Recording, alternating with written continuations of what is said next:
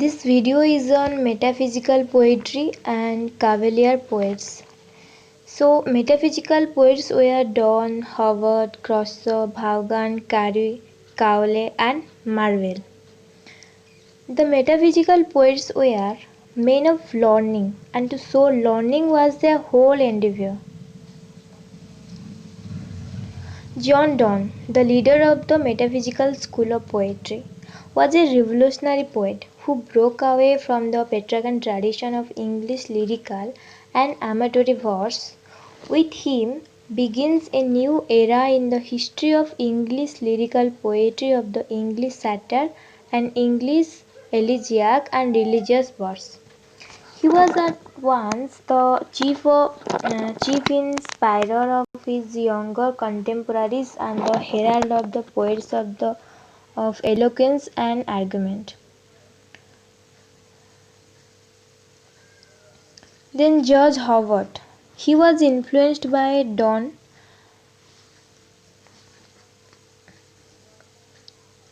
Howard is famous for his religious poems. The collection of his verses, The Temple, ये उनका famous था.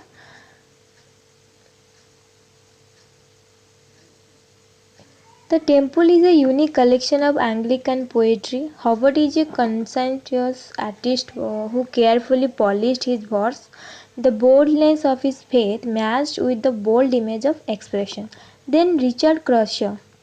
He was another religious poet of the age who was quite different from George Howard. While Howard stands for quiet devotion, Crosser shows ecstasy of a devotee. His chief volumes are Step to the Little Temple, Sacred Poems. Then Henry Vaughan. He was another metaphysical poet whose enduring contributions to English literature are those poems which, with words of complete simplicity, he seems to establish an immediate communion with realms beyond the normal life of man. Such poems are The World, They Are Gone into the World of Light, Corruption, Childhood, and The Retreat are important in English poetry.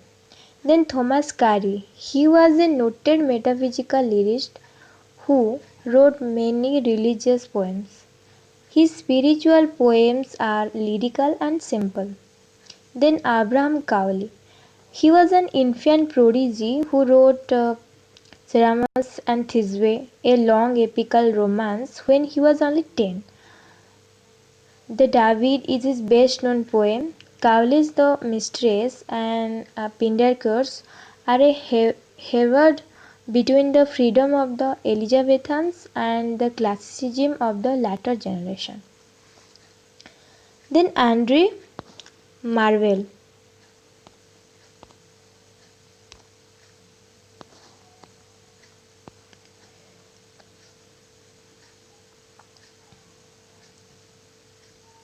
Andre Marvell was a highly cultured and polished Puritan. He had the power to mingle between with seriousness. His poems combine English and Latin gravity.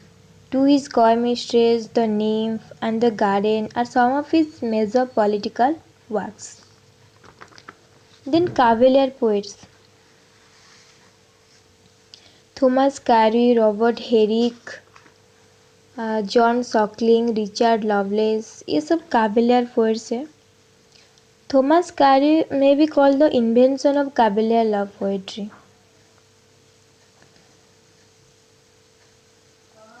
Carewy's plays like Carewy's poetry, "He That Love a Rosy Cheek," is a fine example of amatory verse marked by exquisite lyrical quality. Then Robert Herrick. Robert Herrick is the true Cavalier whose love song and hymns are remarkable by their graceful and melodious expression. His two volumes, Noble Numbers and Hesperides, contains the best of Herrick poems. Then John Suckling. John Suckling was one of the most brilliant wits of the court of King Charles. He is a ballad of a wedding and Why So Pale and One found lovers carry some worth. Then Richard Lovelace. Richard Lovelace in his life and poetry offers a remarkable parallel to Suckling, and the two are often classed together as perfect representative of the followers of King Charles. Lovelace's Lucasta, a volume of love lyrics, is generally on a higher plan than Suckling work. ये तो था metaphysical poetry and कैबेलियर Poes के बारे में। Then please मेरे channel को subscribe कीजिएगा और एक लाइक भी कर देना। Thank you.